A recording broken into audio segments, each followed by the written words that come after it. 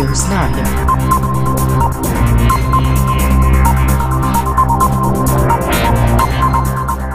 नमस्कार दर्शकों, आप देख रहे हैं एन न्यूज लाइव सच के साथ, असर के साथ। मैं हूं आपका होस्ट और आपका दोस्त अधिवक्ता संतोष झा। बिहार विधानसभा चुनाव से पहले शंखनाद कर चुके हैं जगत गुरु शंकराचार्य स्वामी अविमुक्तेश्वरानंद सरस्वती जी महाराज।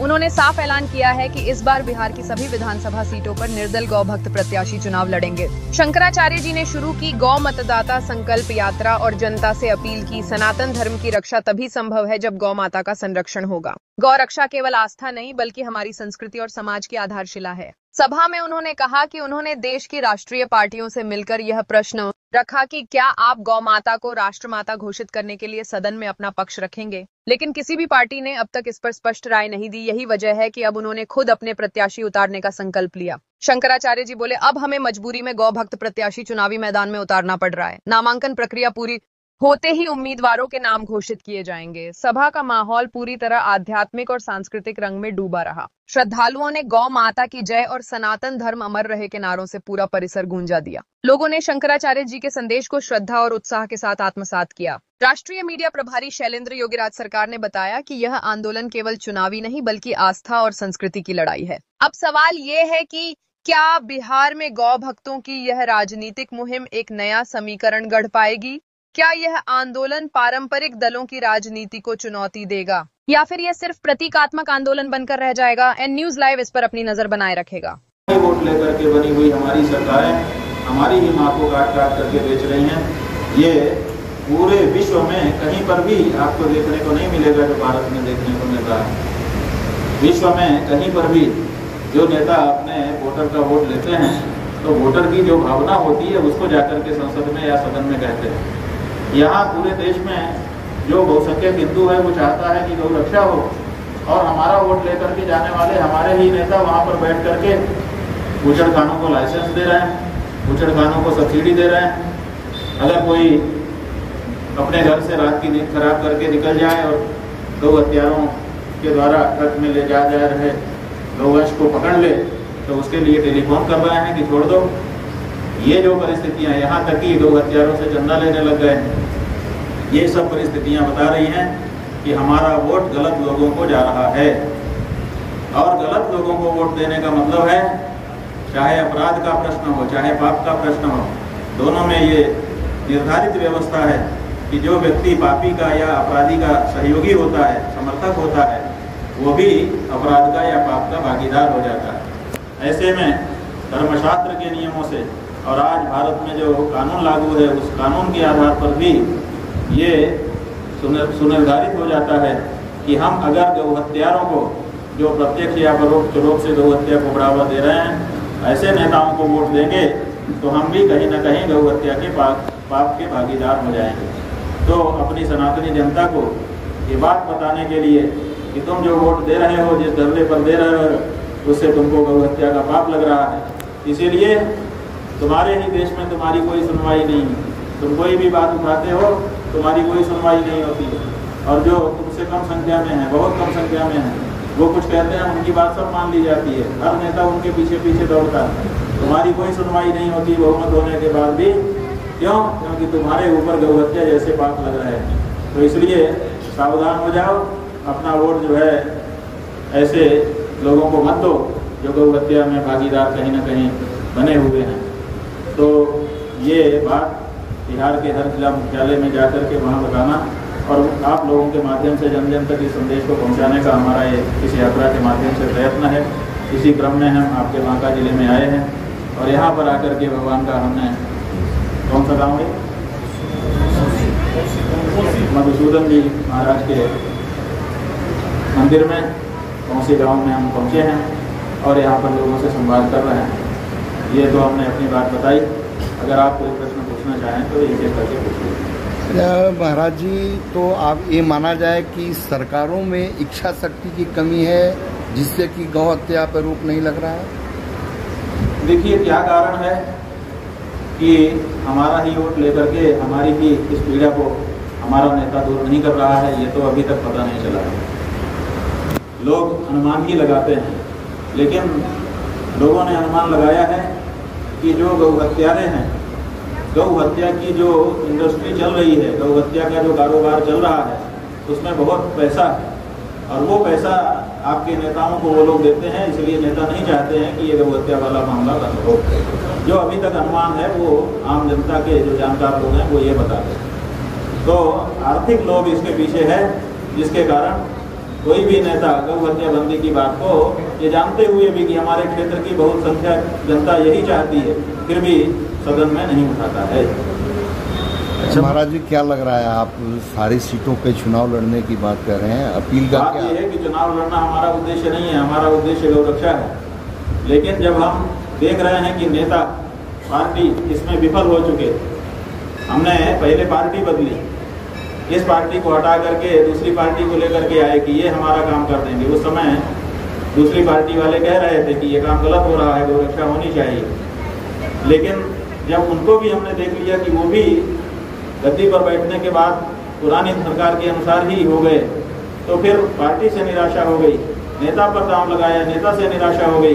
तो अब अंतिम अस्त्र हमारे पास बचा है गौ मतदाता का। अगर मतदाता ही ऐसे लोगों को छोड़ करके गाय के लिए खड़े लोगों को वोट देने लग जाएं तो परिवर्तन आएगा, ऐसा सोच करके हम मतदाताओं को प्रेरित करने के लिए निकले हैं। बहुत सारे लोग गौ मतदाता बनने का संकल्प ले रहे हैं कि हम उसी प्रत्याशी को वोट करेंगे जो गौ माता के लिए शपथ पूर्वक घोषणा करके खड़ा होगा।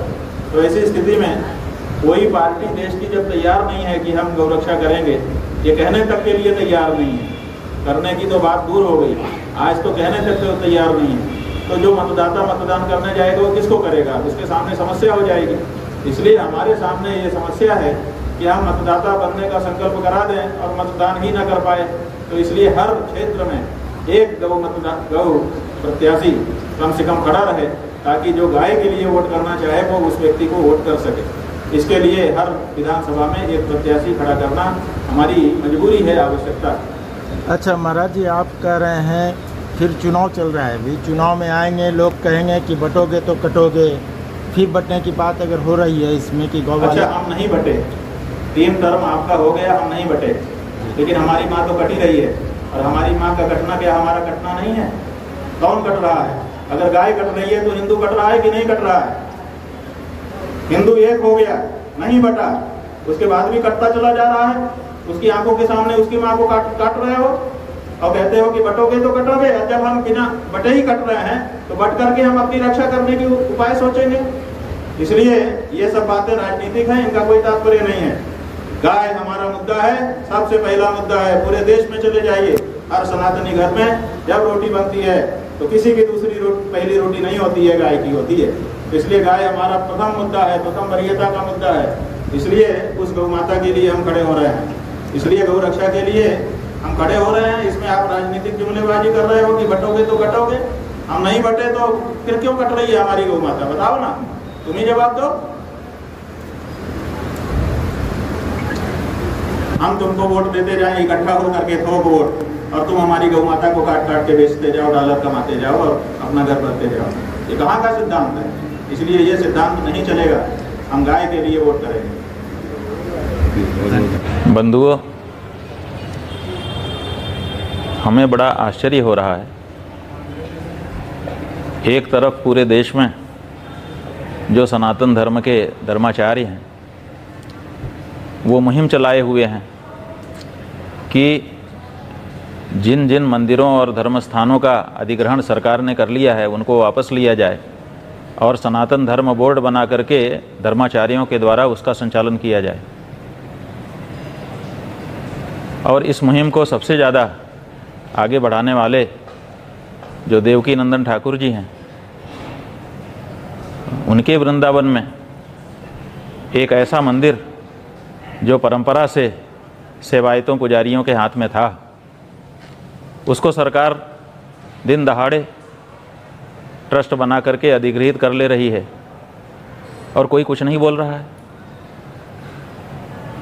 जब आपके मंदिर आज भी सरकार के द्वारा ट्रस्ट बना करके अधिग्रहित कर लिए जाएंगे और सरकारी लोगों को वहाँ पर बैठा दिया जाएगा, तो वहाँ क्या आप धर्म की व्यवस्था भविष्य में देख पाएंगे? हमें तो बड़ा आश्चर्य है। इसका मतलब है कि बातें अलग तरह की कही जा रही हैं और व्यवहार अलग तरह का हो रहा है। हम तो वृंदावन के धर्माचार्यों से अनुरोध करना चाहेंगे कि ये जो बांके बिहारी मंदिर का ट्रस्ट बना करके एक तरह से सरकारी अधिग्रहण किया जा रहा है, इसको मत होने दीजिए। जो हमारे गोस्वामियों की वहाँ पर परंपरा है, उस परंपरा का हमें पोषण करना चाहिए। अगर वहाँ पर कोई गड़बड़ी हो रही है तो आपस में बैठ करके उस पर विचार करना चाहिए और उस गड़बड़ी को दूर करने के बारे में सोचना चाहिए।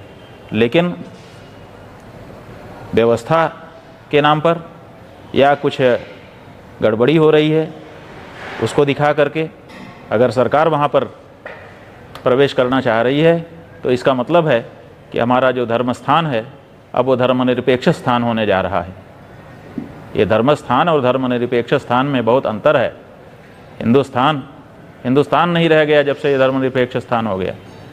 इसलिए कम से कम हिंदुस्तान के जो हिंदू धर्म स्थान हैं उसको तो हिंदुस्तान रहने दीजिए, उसमें तो धर्मनिरपेक्ष स्थान बनाने का प्रयास मत करिए। हमें तो क्या वहाँ पर हो रहा है पूरी जानकारी नहीं है, लेकिन समाचार माध्यमों से और हमारे पास आने वाले लोगों के द्वारा जितना हमने सुना जाना है, यही जाना है कि सरकार ट्रस्ट बना करके उस स्थान को सेवायतों महंतों के हाथ से छीन करके, गोस्वामियों के हाथ से छीन कर अब उसको अपने ढंग से चलाना चाहती है। ये गलत है। काशी में यही हुआ है और दूसरी जगहों पर भी यही हुआ है। काशी में ईस्वी सन 1982 के आसपास कहा गया कि यहाँ चोरी हो गई है, इसीलिए महंतों के हाथ से इस मंदिर को हटा लेना चाहिए और ट्रस्ट बना देना चाहिए। और ट्रस्ट बना दिया गया। उसके बाद से कितनी सारी वहाँ पर चोरियाँ हो गई, कोई दिक्कत नहीं है। महंत के हाथ में रहने पर आपको दिखता था कि यहाँ चोरी हो गई, जबकि चोरी हुई ही नहीं थी, कभी भी प्रमाणित नहीं हो सकी, कभी भी कोई चोर नहीं पकड़ा गया। और सुप्रीम कोर्ट तक में उसका मुकदमा महंत लोग आज भी लड़ रहे हैं, निर्णय नहीं हुआ है और सरकार वहाँ पर बैठ करके मनमानापन कर रही है।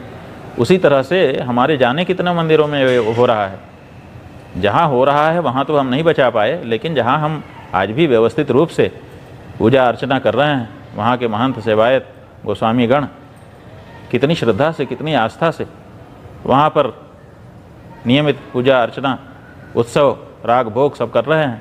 हम स्वयं वहाँ पर दर्शन करने के लिए एक से अधिक बार जा चुके हैं और जो वहाँ पर आध्यात्मिक तरंगे हमने अनुभव की हैं, वो कहाँ से दोबारा अगर वहाँ पर सरकारी ट्रस्ट बैठ गया और वहाँ पर धर्मनिरपेक्ष व्यवस्था बन गई तो उन तरंगों का अनुभव दोबारा हम कर पाएंगे कि नहीं कर पाएंगे, इसी में हमको तो संदेह हो रहा है। तो बंधुओं, वृंदावन के सभी धर्माचार्यों से हम अनुरोध करना चाहेंगे कि इस बारे में विचार करिए। ये ट्रस्ट नहीं बनना चाहिए। बांके बिहारी जी का मंदिर जिस तरह से जिन धार्मिक लोगों के हाथ में अभी तक रहा है, उन्हीं के हाथों में इसको अग्रसारित होना चाहिए। वहाँ पर जनता की सुविधा की जो व्यवस्था होनी है उसके बारे में जो कुछ हो वो अलग से बैठ करके आप लोग करिए, लेकिन वहाँ की पूजा में, वहाँ की अर्चना में, वहाँ के उत्सव में, वहाँ के राग में, वहाँ के भोग में, वहाँ की किसी भी धार्मिक प्रक्रिया में हम तो कहेंगे खबरदार कोई दूसरा ना घुसे। लेकिन अगर आप ये नहीं कह सकते हैं तब भी कम से कम जो परंपरा चली आ रही है उसके संरक्षण के लिए आप लोग आगे आएँ, यही हमारा सबसे अनुरोध है। नारायण। और अगर सब लोग अधिग्रहण के लिए ही तत्पर हैं तो हमारा ये कहना है कि अयोध्या से बहुत दूर गोरखनाथ का मंदिर गोरखपुर का नहीं है, वहाँ भी ट्रस्ट बने और वो भी सरकार के अंदर में आ जाए। तब मुख्यमंत्री जी को कैसा लगेगा? अगर ये मांग उठ जाए, और मांग क्यों, जब आप वृंदावन बिहारी लाल जी के लिए आप ट्रस्ट बनवा करके और वहाँ के सेवायतों महंतों को आप अलग करना चाहते हैं तो आपका भी उसी के साथ ट्रस्ट बना दीजिए, दोनों एक साथ मर्ज हो जाएं और आपके मंदिर के खाते में जो रुपया है वो भी दे दीजिए, उससे सार्वजनिक स्थान बन जाएं जनता की सुविधा के। क्या ये विचारणीय होगा? विचार करिए। नारायण।